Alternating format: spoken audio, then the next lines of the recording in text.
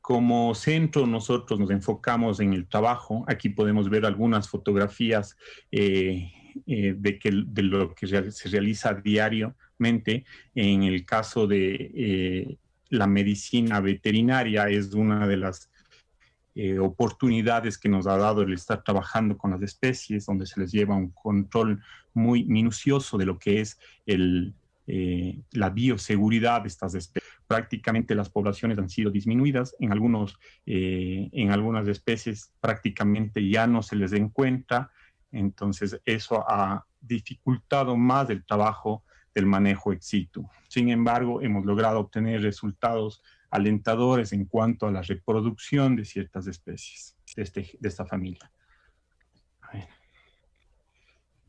Aquí tenemos unas imágenes del trabajo diario que se hace. Como decía al inicio, la importancia del manejo ex situ nos permite estar interactuando con las especies, conociéndoles la evaluación clínica, determinando si tienen anomalías físicas o prácticamente internas, incluso como en el caso de los parásitos, que es algo que no se había evaluado antes.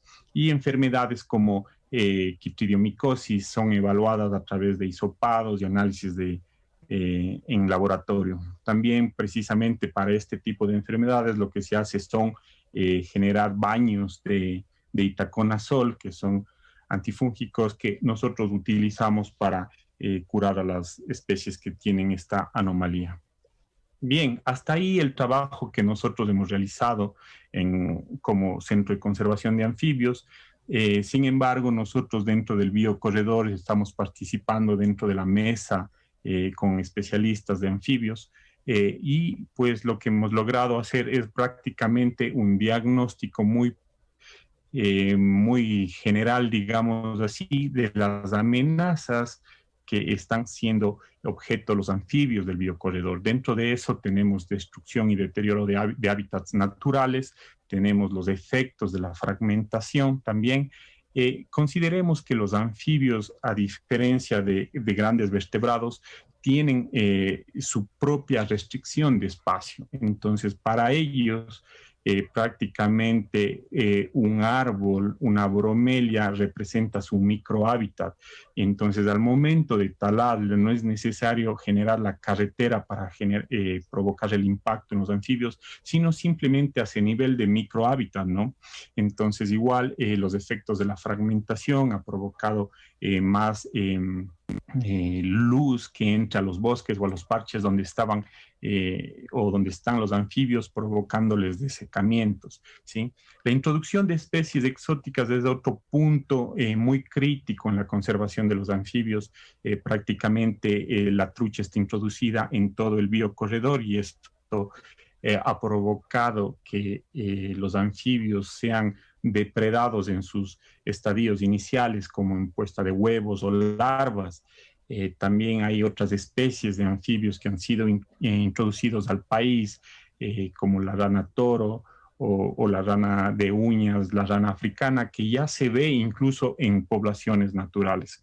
Pues la contaminación también es un efecto muy drástico en la contaminación, en la eliminación de los anfibios. Recalco nuevamente, los anfibios son organismos muy sensibles, creo que es de los vertebrados, son los más sensibles que hay. Entonces, una contaminación marcada para un anfibio, para un ave o para un oso, tal vez no puede representar la muerte, en cambio en los anfibios sí lo hacen.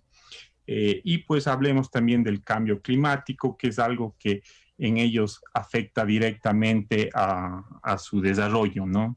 Aquí tenemos las enfermedades emergentes que se llaman en los anfibios, daños en la piel, por ejemplo, por quitridiomicosis, ahí tenemos las esporas. Tenemos algunas fotografías de los casos que se han tratado, como el caso de parasitismo. En la fotografía primera que se ven ranas que han muerto por quitridiomicosis o, si no, ciertas bacterias que les degradan la piel. Tenemos ectoparásitos, tenemos malformaciones en las extremidades. Todo esto está asociado a actividades humanas, básicamente, Un ¿no? minuto, Fausto. Perfecto. seguimos con más amenazas. Estas amenazas están diagnosticadas dentro del biocorredor, ¿sí? Y dentro de las acciones prioritarias para la protección y en lo que la mesa de trabajo pondrá mucho énfasis es precisamente en estas actividades: recopilar información, generar varios inventarios de especies, un monitoreo intenso de zonas inexploradas también, diagnosticar el uso de hábitat para especies prioritarias. Por ejemplo, no solo nos interesa conocer qué especies tenemos, sino qué están usando del biocorredor o de los ecosistemas o hábitats que hay en el biocorredor. También generar un mapa de zonificación de especies, implementar o apoyar a los proyectos de manejo ex situ. Y pues como eje transversal, yo creo en todas estas actividades estaría la educación, que es algo que requiere de mucho interés para que precisamente no ocurran. Aquí tenemos ya pequeños mapas que hemos analizado dentro del biocorredor sobre lo que se ha trabajado en amenazas de anfibios.